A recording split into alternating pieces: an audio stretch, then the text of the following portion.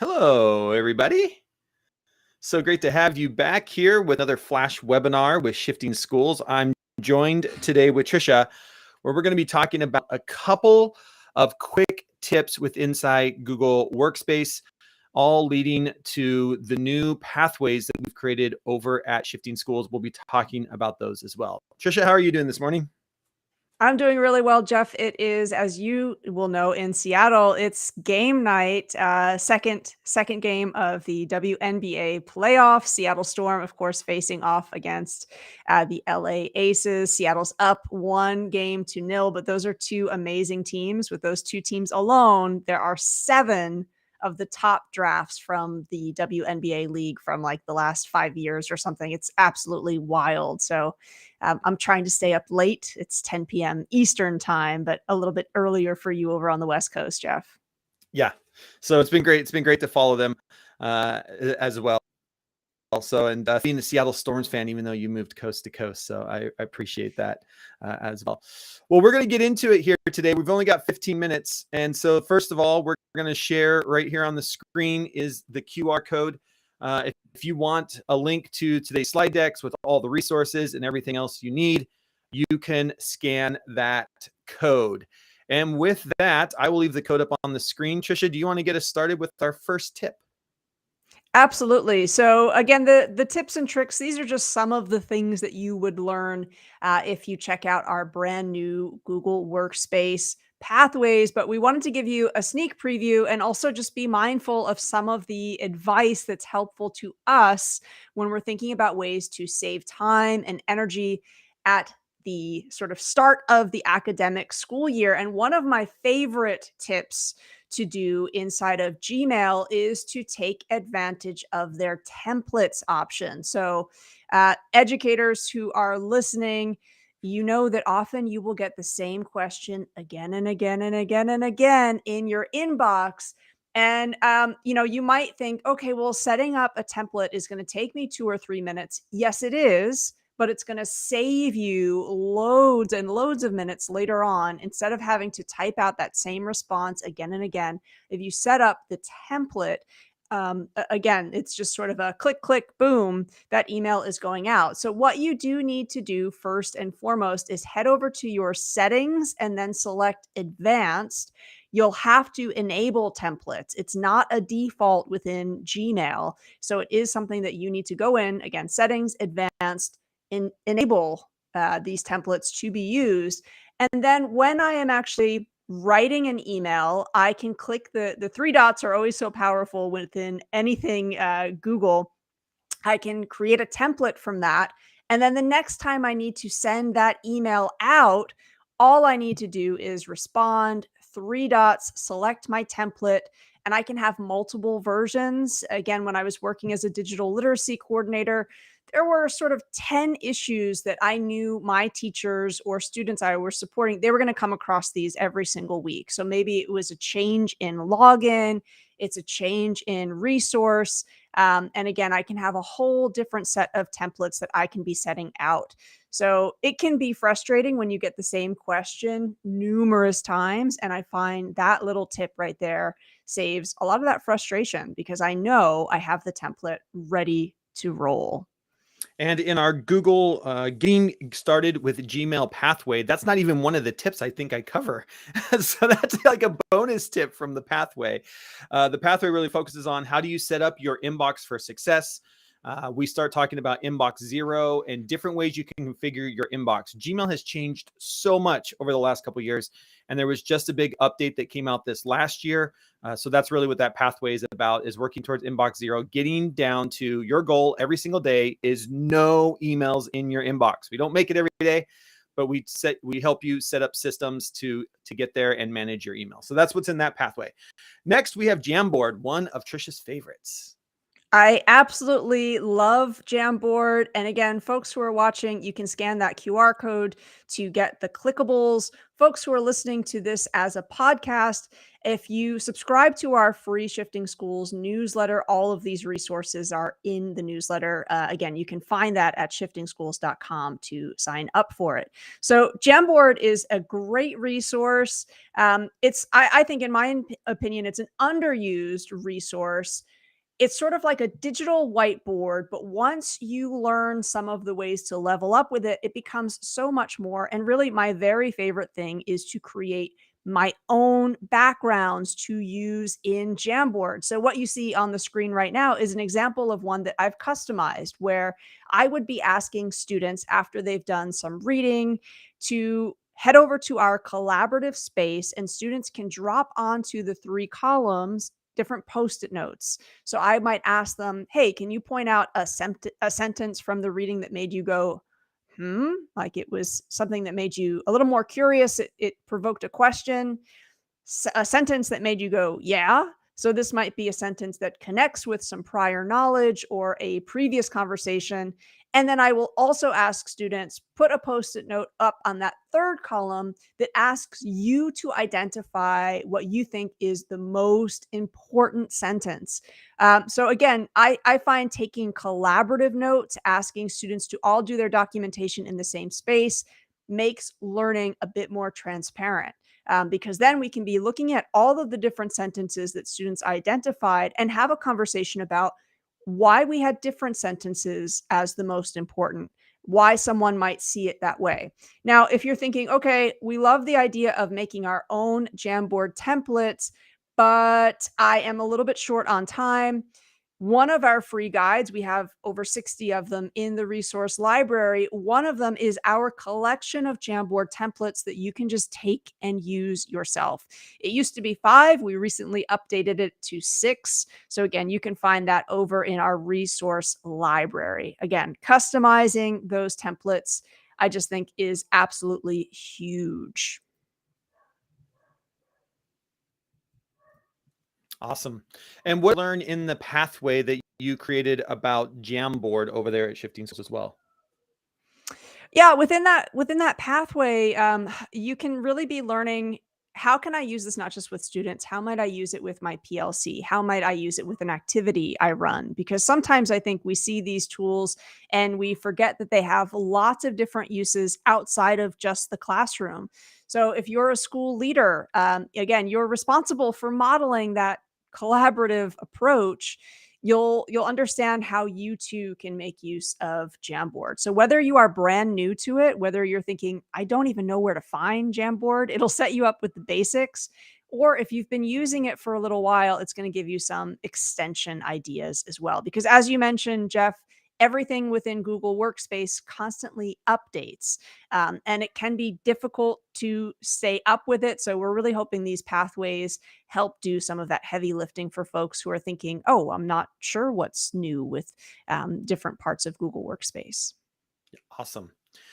Another one we have over there, another one of our pathways, is one all about Google Advanced Search. This is a real passion of mine. We go really deep into how do you teach kids to research on the internet today, a critical skill. The latest research shows that the average high school student does roughly 200 Google searches a day. And so we need to make sure that we're teaching kids how to do that. And one of my favorite hacks to show kids is the hack of site-colon, which allows us to look at one perspective at a time. And I was going to just demonstrate this real quick. Let me see if I can share my screen. Let's see if the technology is going to work with me today. I can do this. I'm going to do that. And I'm going to select share. And hopefully now you see my Google search screen. And here's what this means. When we talk about site-colon, here's what we're talking about. You can see I was making peach pie recipe and looking at the wasps that are flying around our backyard. But we're going to do something. I can do something like climate change. And then I do site:/gov. And when I do site:/, in my search result, again, climate, helps if I spell it right. Need the T there, not a G. When I do climate change site:/gov, it's going to, you'll notice I don't have any ads. I don't have any images or anything. All I get is results that end in .gov. So because I did site:/gov, I now have every result ends in gov. And what we're teaching here is to look at one perspective at a time. So right now, this is the US government's perspective on climate change. The first link here, if you can see that on your screen, it comes from NASA. Underneath that, if I scroll down, I get EPA, the EPA, NOAA, NOAA, of everything in .gov. But the cool thing is I can have kids go and look at different perspectives. So if I want to know what's coming out of Australia, I just need to know the 2-letter country code for Australia. And now in the click of a button, and on my screen that took just over a half a second, I've transported my students to Australia and looking at a different perspective of climate change. In my trainings nowadays, I talk a lot about what is worth remembering, what is worth memorizing today. And I think one of the memorizing today is the of country codes. When we can transport students anywhere around the world in a half a second, that becomes just a new way to get information. And all you have to do is you can do this with every country code. If you're a third grade teacher, the first times we teach usually have students do a report is usually an animal report in third grade. What if one of those links has to come from a country the animal actually is in? So students would have to know what's the country that animal is actually in, what's the 2-letter country code, and they could actually go and find resources directly from that country. One of my favorite hacks to use with students, and it's so simple. It's just site colon. You can just narrow down your search. That's just one of a bunch of different ways we teach advanced search inside of our search pathway. We also look at the newspaper archives, where you can take students back to look at newspapers from the 1700s. We talk about how to look at it through time and date, and different ways to set up your classroom when you're actually having students do research. What are some classroom structures that you can put in place so students are doing that? Along with that, Trisha has there up on the screen for you is also our free guide. Oops, wrong one, down here, about teaching search. So over in our free PDFs, if you go over to shiftingschools.com, one of our free resources is teaching students how to read a search result page that goes even into more depth. And within that guide are lesson plans, kindergarten through 12th grade lesson plans that you can use with your students as we teach kids how to do advanced search. So that's over there as well, along with more inside our pathway. So we've got just under 3 minutes, and we've got 2 more tips and tricks to share with you. Again, a reminder, the tips and tricks really is a sneak preview of our Google Workspace pathways. We'll talk to you a little bit at the end about ways that your school can get a district or campus-wide discount on them. So the last one for me is talking about YouTube, and one of sort of the little known features I find folks they're aware that when you search within YouTube, there are filters, but a lot of folks I know overlook within the filters thinking about playlist and channel. And we would recommend that you think about exploring those 2 filters, because when you're doing a deep dive on a topic, if I search by playlist, I get a really nice look at something that's curated, or if I'm interested in a specific topic and I search by channel, then I can follow that channel, and I am going to get updates anytime that channel has a new resource available. So we talk to our students a lot about lifelong learning.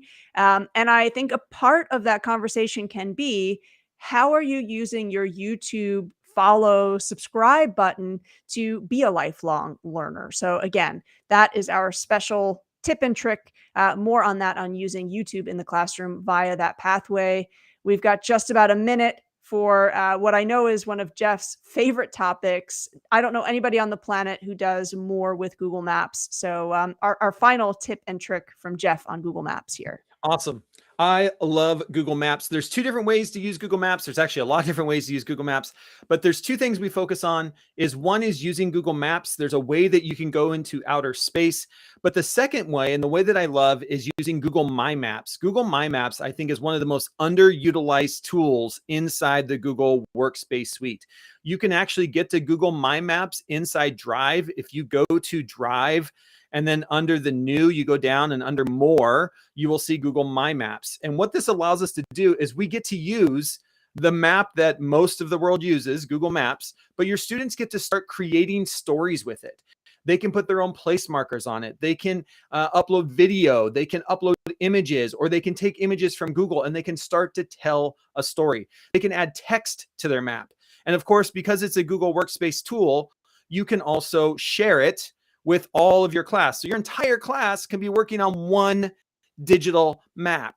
And then we get to tell stories together. A couple ways that I've seen this used. I've seen teachers use this when they're doing the Oregon Trail. If anybody is of the age of I am, you remember the old Oregon Trail game. You can actually have students play that game on Google My Maps. Just a great way to use maps. You know, if we're going to have students use maps today, let's use the maps that we all have in our pockets and teach kids to use them in really great ways. So how do you tell mapping stories? Use a map to tell the story. It's actually a new genre of writing called story mapping. It's a new genre that's coming out. You're going to hear more and more about it. And let's get ahead of the curve and start having our kids tell mapping stories. You can learn all about that inside of our Google My Maps pathway. You can also, a little bonus, you can go out and see the planets. You can go to the International Space Station. So many cool things you can do with maps. All right, that about wraps up this quick webinar. We've got all kinds of pathways. There's 11 of them over at shiftingschools.com. And Tricia is going to tell you a little bit more on how you can get a discount for your entire campus or district. Right. So we've tried to keep the pricing for each of the pathways to a price that really works. If you are buying it as an individual teacher, they are on sale now. But we know many of you will be listening and saying, okay, how do I bring this in for my whole district or my whole campus? Because the real strength in these asynchronous pathways is that folks have choice, right? We know that even within a small team of teachers, you'll have varying degrees of experience when it comes to Google Maps, when it comes to Google Calendar, Google Drive. And PD that is only pitched at one size fits all, it's not great for anybody, right? So we want to have resources that can be of support no matter where you're at with those tools. And that's what those asynchronous tools are trying to do. So you can reach out to us. That is info@shiftingschools.com to talk about a district campus discount. You might be looking at not taking all of the pathways, but perhaps you want to look at bringing 5 into your school. So please do reach out to us so we can talk more about that. Folks who have downloaded the link to the slides, we also know that people are thinking about setting up their physical classroom. So we have bundled together a few of our favorite places to go to get free posters. If you are signed up for our newsletter, we're also sending that out. You can find our newsletter at shiftingschools.com as well. So folks, thanks so much for listening. We started off, I mentioned that there's a WNBA playoff game happening tonight. And I want to mention that if you have students who are interested in sports journalism, we actually have a great conversation with a sports journalist discussing how she got into that line of work. So if you have not yet discovered the Shifting Schools podcast, check it out. We're having great conversations. Next week, we have the final conversation in our mini series on data literacy. So please do join us for that. Awesome. Thanks everyone for joining us today. This is another flash webinar from Shifting Schools. Tricia, thank you so much for putting this together. Please check us out over at shiftingschools.com or on social networks at Shifting Schools. Thanks everyone. Have a great Wednesday. Take care.